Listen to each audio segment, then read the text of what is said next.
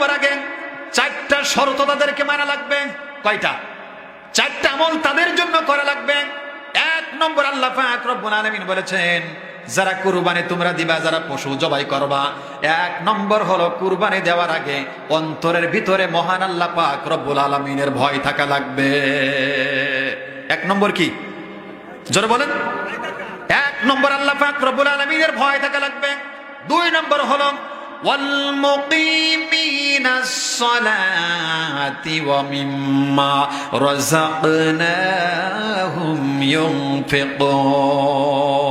2 নম্বর সাবিরিনা আলা মা সাবাহুম, বিপদ আপদ আসলে আল্লাহর উপরে ভরসা করা লাগবে, ধৈর্য ধারণ করতে হবে।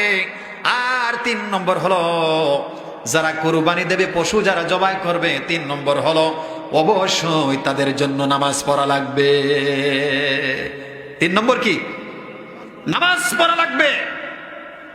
4 নম্বর আল্লাহ পাক রব্বুল আলামিন তিনি যে ধন সম্পদ গুলো দিয়ে দেন, এই সম্পদ থেকে আল্লাহর রাস্তায় ব্যয় করা লাগবে। আমার ভাইয়েরা, কুরবানি দিলেই হবে না। কুরবানি দেওয়ার 1 নম্বর শর্ত হলো অন্তরের মধ্যে আল্লাহর ভয় থাকা লাগবে। আর 2 নম্বর হলো বিপদ আপদ আসলে ধৈর্য ধারণ করা লাগবে। 3 নম্বর নামাজ আদায় করা লাগবে। আর 4 নম্বর আল্লাহ যে সম্পদ গুলো দিয়েছেন, ওই সম্পদ থেকে মহান আল্লাহ পাক রব্বুল আলামিনের রাস্তায় দান করা লাগবে। যারা বলেন সুবহানাল্লাহ। আমার ভাইরা, কুরবানির চূড়ান্ত রূপ, কুরবানির চূড়ান্ত রূপ কোনটা আল্লাহ পাক রব্বুল আলামিন সে কথাগুলো পবিত্র কুরআনুল কারীমের মধ্যে হওয়ার নাম হলো চূড়ান্ত কুরবানি। জোরে বলেন সুবহানাল্লাহ। যে কুরবানি দিয়েছিলেন হযরত ইব্রাহিম আলাইহিস সালাতু ওয়াস সালাম, তার সন্তানকে কুরবানি দিয়ে প্রমাণ করে দিয়েছে তার কুরবানি ছিল ত্যাগ তিতিক্ষা, জীবনটা আল্লাহর জন্য উৎসর্গ করে দেওয়া, ঠিক কিনা? আমার ভাইরা, হযরত ইব্রাহিম আলাইহিস সালাতু ওয়াস সালামের বয়স যখন 90 বছর, হযরত ইব্রাহিম আলাইহিস সালাতু ওয়াস সালামের বয়স যখন 90 বছর, আমার আল্লাহ পাক রব্বুল আলামিনের কাছে সন্তান চাইলেন। সন্তান চাইতে হবে মুসলমানেরা কার কাছে? আওয়াজ দিয়ে বলতে হবে। সন্তান চাইতে হবে কার কাছে? যারা বলেন কার কাছে? কিন্তু আমরা চাই কার কাছে? বলেন, আপনাদের জবান থেকে শুনবো, আমরা সন্তান কার কাছে চাই? হ্যাঁ, একজন বলেছে বাবার কাছে চায়। মাজারে সন্তান আছে না? বলেন। ইব্রাহিম আলাইহিস সালাতু ওয়াস সালাম সন্তান চেয়েছিলেন কার কাছে? আল্লাহ পাক বলেছেন, আলাইসাল্লাহু বিকাফিন আবদা, ও বান্দা আমি কি তোমার জন্য যথেষ্ট নয়? আওয়াজ দিয়ে বলতে হবে, আল্লাহ কি আমাদের জন্য যথেষ্ট নয়? আরো জোরে বলতে হবে, আল্লাহ কি আমাদের জন্য যথেষ্ট নয়? আল্লাহ আমাদের জন্য যথেষ্ট। আমার ভাইয়েরা, হযরত ইব্রাহিম আলাইহিস সালাতু ওয়াস সালাম 90 বছর বয়সে আল্লাহ পাক রব্বুল আলামিনের কাছে সন্তান চাইলেন, নেককার সুসন্তান চাইলেন। হযরত ইব্রাহিম আলাইহিস সালাতু ওয়াস সালাম বললেন, রব্বি হাবলি মিনাস সালিহিন। হযরত ইব্রাহিম আলাইহিস সালাতু ওয়াস সালাম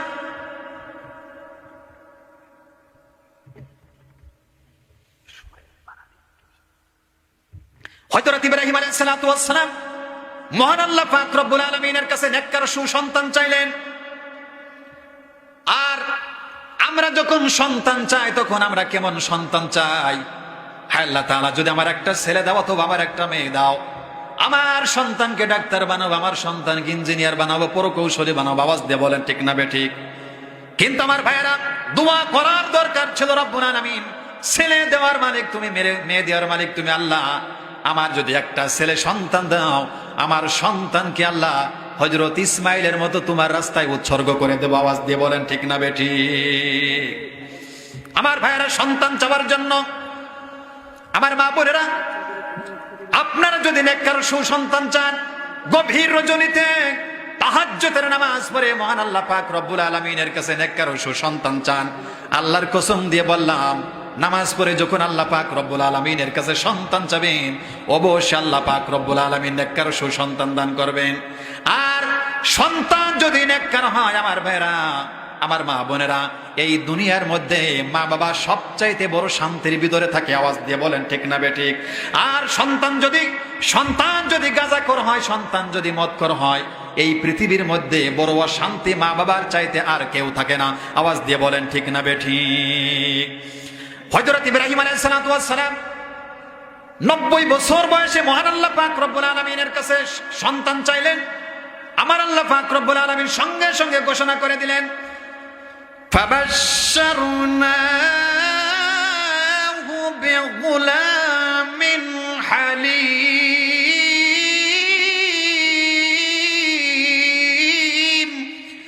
ফাবাশশারনাহু বিগুলামিন হালিম।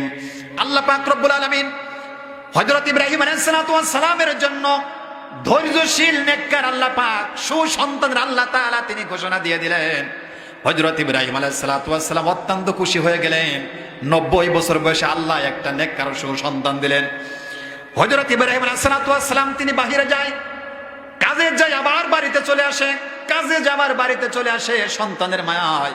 আমার বের আল্লাহ পাক রব্বুল আলামিন ইব্রাহিমকে বলেন, ইব্রাহিম রে, মনে হয় সন্তানের প্রতি তোমার মায়া মহব্বত একটু বেশি হয়ে গেছে। হযরত ইব্রাহিম আলাইহিস সালাতু ওয়াস সালাম আল্লাহ পাক রব্বুল আলামিনকে বলেন, আল্লাহ তাআলা, আমার সন্তানের চাইতে, ইসমাইলের চাইতে আমি আল্লাহ পাক তোমাকে লক্ষ লক্ষ কোটি কোটি গুণ বেশি ভালোবাসি। জোরে বলেন সুবহানাল্লাহ।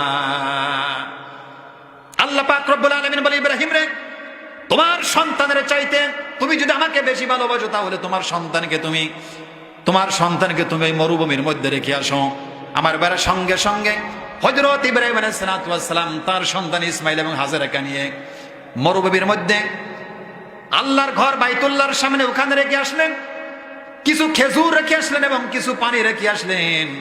আমার ভাইয়েরা, হযরত ইব্রাহিম আলাইহিস সালাতু ওয়াস সালাম আল্লাহ পাক রব্বুল আলামিনের কাছে একটা বারের জন্য প্রশ্ন করলেন। রব্বুল আলামিন 90 বছর বয়সে আল্লাহ একটা নেককার সন্তান দিলে, এত বড় পরীক্ষার মধ্যে আল্লাহ তাআলা তুমি কি জন্য ফেললে? হযরত হাজেরা একটা বারের জন্য প্রশ্ন করলেন না। আমার ভাইয়েরা, কিছু খেজুর এবং কিছু পানি রেখে চলে আসলেন। দিন যায়, সপ্তাহ চলে যায়, মাসের পর মাস চলে যায়, বছরের পর বছর চলে যাচ্ছে। হঠাৎ একদিন পানি ফুরিয়ে গেল, খেজুর ফুরিয়ে গেল, কোনো খাবার নাই। হযরত ইসমাইল আলাইহিস সালাতু ওয়াস সালাম খাওয়ার জন্য ছটফট করিতেছে। এমনকি হাজেরার স্তন আর কোনো দুধ নাই। ইসমাইল আলাইহিস সালাতু ওয়াস সালামের জিহ্বাটা পর্যন্ত হাজেরার মুখের ভিতরে দিয়ে দিয়েছে, কিন্তু দুইজনের জিহ্বার পানি পর্যন্ত শুকিয়ে গেল। আমার ভাইয়েরা, হযরত ইসমাইলকে বাঁচানোর জন্য হযরত হাজেরা রাদিয়াল্লাহু তাআলা আনহা, এই যে মাকাম ইব্রাহিম, যেখানে এই মাকাম ইব্রাহিমের নিচে একটু নিচু জায়গা আছে, একটু ঢালু জায়গা আছে, ওখানে রেখে হযরত হাজেরা একবার মারওয়া পাহাড়ে ওঠে, আর একবার সাফা পাহাড়ে ওঠে। দেখা যায় কোনো মানুষ পাওয়া যায় নাকি, কোনো মানুষ খুঁজে পায় না। আবার যখন নিচে নেমে চলে আসে, হযরত ইসমাইলকে দেখা যায় না। আমার বেলা তখন হযরত হাজেরা রাদিয়াল্লাহু তাআলা আনহা ইসমাইলকে দেখার জন্য একটা দৌড় দিতেন। এই দৌড়টা আমার আল্লাহ পাক রব্বুল আলামিনের দরবারে এত পরিমাণ পছন্দ হয়ে গেল। আমার আল্লাহ পাক রব্বুল আলামিন পৃথিবীর হাজীদেরকে বলে, হাজেরা, আমার হাজেরা যেখানে ইসমাইলকে দেখার জন্য, ইসমাইলকে বাঁচানোর জন্য যেমন দৌড় দিয়েছিল, যতক্ষণ না পর্যন্ত তোমরা এইখানে এসে সাফা পাহাড়ের মাঝখানে যতক্ষণ না পর্যন্ত তোমরা দৌড়ি না করবে, ততক্ষণ পর্যন্ত পৃথিবীর কোন হাজীদের আমি আল্লাহ পাক হজ কবুল করব না। যারা বলেন আমার ভাইরা, হযরত হাজেরা দৌড়াদৌড়ি করলেন। এক পর্যায়ে তিনি দেখতে পাইলেন হযরত ইসমাইলের পায়ের গোড়ালি থেকে নহর ছুটে এসেছে। যারা বলেন সুবহানাল্লাহ। সঙ্গে সঙ্গে আমার ভাইরা, ওখানে আল্লাহ পাক রব্বুল আলামিন জমজমের কূপ তৈরি করে দিলেন। জমজমের কূপ তৈরি হয়ে গেল, ওখানে তারা বসবাস করতে থাকলেন। আমার আল্লাহ পাক রব্বুল আলামিন ইব্রাহিমকে বললেন, ইব্রাহিম রে, মনে হয় সন্তানের জন্য তোমার মায়া মহব্বত আর অনেক বেশি হয়ে গেছে। আমার বেলা তখন হযরত ইব্রাহিম বললেন, আল্লাহ, আমার সন্তানের চাইতে, আমার ইসমাইলের চাইতে আল্লাহ লক্ষ লক্ষ কোটি কোটি গুণ মায়া মহব্বত বেশি তোমার জন্য। জোরে বলেন সুবহানাল্লাহ। আল্লাহ বলেন, ইব্রাহিম রে, আবার দ্বিতীয় পরীক্ষা আল্লাহ ইব্রাহিমের জন্য ফেলাইয়া দিলেন। আল্লাহ পাক ইব্রাহিমকে বলেন, ইব্রাহিম রে, ইব্রাহিমকে আল্লাহ তাআলা স্বপ্ন দেখালেন। ফালাম্মা বালাগা মাআহু সা'ইয়া ক্বালা ইয়া বুনাইয়া ইন্নী আরা ফিল মানামি আন্নী আযবাহুকা ফানজুর মাযা তারা قال يا أبت افعل ما تؤمر ستجدني إن شاء الله من الصابرين জোরে বলেন আল্লাহু আকবার। আমার ভাইরা, হযরত ইব্রাহিম আলাইহিস সালাতু ওয়াস সালামকে আল্লাহ তাআলা স্বপ্ন দেখালেন, তোমার সন্তানকে তুমি আল্লাহর জন্য উৎসর্গ করে দাও, কুরবানি করে দাও। অনেক দিন যাবত হাজেরার সাথে দেখা হয় না, ইসমাইলের সাথে দেখা হয় না। হাজেরাকে কুরবানি দেওয়ার জন্য তিনি রওনা দিলেন, আর মনে মনে চিন্তা করতে যাচ্ছেন, আল্লাহ পাক রব্বুল আলামিন বছরের পর বছর চলে গেছে, আমার স্ত্রীকে আমি দেখি না, আমার সন্তানকে আমি দেখি না। আল্লাহ এই চিন্তা করতে করতে যাচ্ছেন, আর মনে মনে চিন্তা করতেছেন, আল্লাহ হাজেরা যদি বলে আমার স্বামী, বছরের পর বছর চলে গেছে, বছরের পর বছর চলে গেছে, আমাদের অবস্থা কেমন করে আমরা বসবাস করলাম, একটা দিনের জন্য আপনি কোনো খোঁজ খবর নিলেন না। এই চিন্তা যদি আমার ভাইরা আর যদি বলে থাকে, এতদিন পর তোমার সন্তানকে তুমি নেওয়ার জন্য আসলে, ইসমাইলকে আমি দেব না, মনের ভিতরে কল্পনা করতে করতে যাচ্ছেন। যখন আমার ভাইরা হাজেরার কাছে চলে গেলেন, হাজেরাকে প্রস্তাব দিলেন, সঙ্গে সঙ্গে হযরত হাজেরা উত্তর দিল, আপনার সন্তানকে আপনি আল্লাহর জন্য কুরবানি করে দেন। জোরে বলেন সুবহানাল্লাহ। আমার একটা ছুরি নিয়ে সন্তানকে নিয়ে মিনা প্রান্তরের দিকে রওনা দিলেন। আমার ভাইরা যখন মিনা প্রান্তরের দিকে রওনা দিলেন, সংক্ষেপে আমি বলে শেষ করে দেব, মিনা প্রান্তরের কাছে যখন নিয়ে গেলেন, সন্তান বলতেছে, আব্বা জান আমার চোখখানা আপনি বেঁধে দেন, আমার চোখখানা আপনি বেঁধে রাখেন, আমার প্রতি আপনার মায়া মহব্বত হতে পারে, এবং আপনার চোখখানা আপনি বেঁধে রাখেন। দুইজনের চোখ যখন বেঁধে দেওয়া হলো, আমার ভাইরা যখন হযরত ইব্রাহিম সন্তানের গলার উপরে ছুরি চালাচ্ছিলেন, আমার ভাইরা পৃথিবীর একটা করুণ ঘটনা ঘটে যাচ্ছে। আসমানের ফেরেশতারা জীবনে দুইবার তারা কেঁদেছিল। হযরত আল্লাহর নবীজি তিনি যখন তায়েফের ময়দানে যখন দিনের দাওয়াত নিয়ে গিয়েছিলেন, আমার ভাইরা তায়েফের যুবকেরা যখন বিশ্ব নবীজিকে পাথর মেরে যখন জখম করে দিয়েছিল, আল্লাহর নবীজি তায়েফের ময়দানে তিনবার বেহুশ হয়ে পড়ে গিয়েছিলেন। আমার ভাইরা ওই সময় আল্লাহর ফেরেশতারা কান্নাকাটি করতেছিলেন। আর একবার যখন হযরত ইব্রাহিম ইসমাইলের গলার উপরে যখন ছুরি চালাচ্ছিলেন, আল্লাহর ফেরেশতারা তখন চিৎকার করে কান্নাকাটি করিতেছিল। আমার ভাইরা হযরত ইব্রাহিম আলাইহিস সালাতু ওয়াস সালাম তিনি যখন সন্তানের গলার উপরে ছুরি চালাচ্ছেন, কিন্তু কাটে না, একবার চোখ খুলে দেয়, আবার দৌড়ায় শুয়ে পড়ে, আরেকবার চোখ বাঁধে, আরেকবার দৌড়ায় শুয়ে পড়ে। আমার ভাইরা হঠাৎ যখন চোখ বাঁধা হলো, সিটকি দিয়ে রক্ত বের হয়ে হযরত ইব্রাহিম আলাইহিস সালাতু ওয়াস সালামের পাঞ্জাবির উপরে পড়লো। তিনি বুঝতে পেরেছেন আমার সন্তান কুরবানি হয়ে গেছে, আমার সন্তানের কুরবানি হয়ে গেছে। আমার ভাইয়েরা সঙ্গে সঙ্গে যখন চোখ যখন খুলে দিল, তখন দেখতে পেল আল্লাহ পাক রব্বুল আলামিন জান্নাতি একটা দুম্বা নিয়ে উপস্থিত করেছিলেন, ওই দুম্বাটা জবাই করে দেওয়া হয়েছে। জোরে বলেন সুবহানাল্লাহ। আর সন্তান ডান পাশে পিছনের দিকে দাঁড়ানো রয়েছে, সন্তানের মুখের দিকে তাকিয়ে বলতে, তো সন্তান আমার কাছে এসো, আমার কাছে এসো। দুইজন আমার ভাইরা চোখের পানি ছেড়ে দুইজন কান্নাকারি শুরু করলো। জোরে বলেন সুবহানাল্লাহ। আল্লাহ পাক রব্বুল আলামিন জিবরাইল আলাইহিস সালাতু ওয়াস সালামের মাধ্যমে জানিয়ে দিলেন, ইব্রাহিম আল্লাহর পরীক্ষায় উত্তীর্ণ হয়ে গেছো, আল্লাহর পরীক্ষা উত্তীর্ণ হয়ে গেছো। যে প্রাণীটা তোমরা জবাই করেছো, ওই প্রাণীর গোশত তোমরা পরিবারের সবাইকে নিয়ে তোমরা খাও। জোরে বলেন সুবহানাল্লাহ। আমার ভাইয়েরা আল্লাহ পাক রব্বুল আলামিন এরপরে বললেন, ইন্না শানিআকা হুয়াল আবতার। আমার ভাইয়েরা তারা বলেছিল, মক্কার কাফেররা বলেছিল, হে নবীজি আপনি নির্বংশ হয়ে গেছেন। আমার আল্লাহ পাক রব্বুল আলামিন বললেন, হে নবীজি আপনি নির্বংশ না, যারা আপনাকে নির্বংশ বলেছে তারাই হলো নির্বংশ। বলেন নাউযুবিল্লাহ। আমার ভাইয়েরা তারা চিন্তা করেছিল আল্লাহর নবীজি দুনিয়ার থেকে বিদায় নিয়ে চলে যাবে, ইসলামও শেষ হয়ে যাবে। কিন্তু ইসলাম কি শেষ হয়েছে নাকি? এই পৃথিবীতে আল্লাহ পাক রব্বুল আলামিন লক্ষ লক্ষ নবী রাসূলগণকে আল্লাহ পাক রব্বুল আলামিন পাঠিয়েছিলেন। কাউকে একটা কুরসি, কাউকে একটা এলাকা।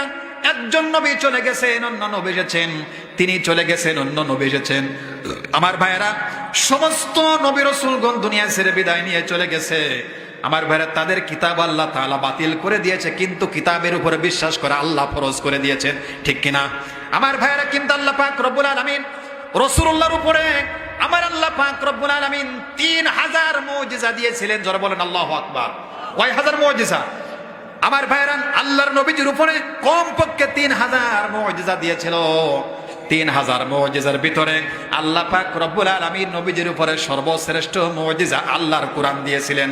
যারা বলেন সুবহানাল্লাহ। আমার ভাইয়েরা, যেই কোরআন অতীতে ছিল, বর্তমানেও থাকবে, ভবিষ্যতে আল্লাহর কোরআন থাকবে। থাকবে কি থাকবে না? ভবিষ্যতে আল্লাহর কোরআন থাকবে। মক্কার কাফিররা চিন্তা করেছিল আল্লাহর নবীজি দুনিয়া ছেড়ে বিদায় নিয়ে চলে যাবে, তার কোরআনও শেষ হয়ে যাবে, তার ক্ষমতাও শেষ হয়ে যাবে। আমার ভাইয়েরা, নবীজি 10টি বছর 13টি বছর মক্কায় দিনের দাওয়াত দিলেন, আর 10টি বছর রাসূলুল্লাহ মদিনায় দিনের দাওয়াত দিলেন। আমার আল্লাহ পাক রব্বুল আলামিন, আমার ভাইয়েরা, গোটা 12.5 লক্ষ মাইলের ক্ষমতা, প্রেসিডেন্টের ক্ষমতা আল্লাহ রাসূলুল্লাহর হাতে দিয়ে দিলেন। যারা বলেন সুবহানাল্লাহ। এই কোরআন নাজিল করার কারণে আল্লাহর নবীজিকে মক্কা থেকে মদিনায় তাড়িয়ে দিল। 8ম হিজরিতে রাসূলুল্লাহ বললেন, হে আমার সাহাবীরা, যেই মক্কা থেকে আমাকে মদিনায় তাড়িয়ে দিল, কোরআন নাজিল হওয়ার কারণে ওই মক্কা বিজয়ের উদ্দেশ্যে আবার মক্কাতে যাওয়া লাগবে। আল্লাহর নবীজি 8ম হিজরিতে 10,000 মর্দে মুজাহিদ সাহাবীদেরকে নিয়ে প্রস্তুত করছেন। আমার রাসূলুল্লাহ বললেন, আমার সাহাবীরা, মক্কার ভিতরে যখন তোমরা প্রবেশ করবে, কোন বুড়িমার গায়ে তোমরা হাত তুলবে না, কোন এতিমের গায়ে তোমরা হাত তুলবে না, কোন মিসকিনের গায়ে তোমরা হাত তুলবে না। আমার ভাইয়েরা, যখন এই সংবাদ যখন মক্কায় পৌঁছে গেল, আর মক্কার কাফেররা, মক্কার মুশরিকেরা, মক্কার বিরুদ্ধরা ঘর বাড়ি ছেড়ে দিয়ে তারা জঙ্গলের দিকে দৌড়াচ্ছে। আমার ভাইয়ের, আল্লাহর নবীজি জনাবে মুহাম্মদুর রাসূলুল্লাহ সাল্লাল্লাহু আলাইহি ওয়াসাল্লাম তিনি মাথাটা নত করে মক্কার ভিতরে প্রবেশ করলেন। জোরে বলেন সুবহানাল্লাহ। আল্লাহর নবীজি তিনি তাকে দেখলেন, 60 থেকে 70 বছর একজন বৃদ্ধা মহিলা, মাথায় একটা গাঁটটি নিয়ে একবার পরে যায়, আর একবার উঠায়, একবার পরে যায়, আর একবার উঠায়। আল্লাহর নবীজি উষ্টের পিঠ থেকে তিনি নামলেন, বুড়িমার গাঁটটিটা নিজে মাথায় বহন করলেন। রাসূলুল্লাহ বললেন, হো বৃদ্ধা মহিলা, কোথায় যাবা? তখন ওই বৃদ্ধা মহিলা আল্লাহর নবীজির উপরে ভর্ৎসনা করে বলল, মুহাম্মদ ইবনে আব্দুল্লাহ, তুমি ধ্বংস হয়ে যাও। আল্লাহর নবীজি বুড়িমার গাঁটটিটা নিজে মাথায় বহন করলেন, আর বুড়িমার হাত ধরে ধরে নবীজি গল্প করতে করতে জঙ্গলের দিকে যাচ্ছেন। আমার ভাইয়েরা, রাসূলুল্লাহ যখন জঙ্গলের কাছ থেকে, পাহাড়ের কাছ থেকে যখন বিদায় নিয়ে চলে আসবেন, আমার ভাইয়েরা, তখন ওই মহিলা বলতেছে, আগন্তুক, তুমি কি আমি জানি না এত বড় উপকার আজকে তুমি আমাকে করলে? আল্লাহর নবীজি সঙ্গে সঙ্গে চোখের পানি ছেড়ে দিয়ে বললেন, ও বুড়িমা শারাফাত, তুমি যাকে ভর্ৎসনা করতে করতে আসছিলে, আমি হলাম সেই মুহাম্মদ ইবনে আব্দুল্লাহ। যারা বলেন সুবহানাল্লাহ। সঙ্গে সঙ্গে বুড়িমা রাসূলুল্লাহর হাতে কালেমা গ্রহণ করে নিলেন। আশহাদু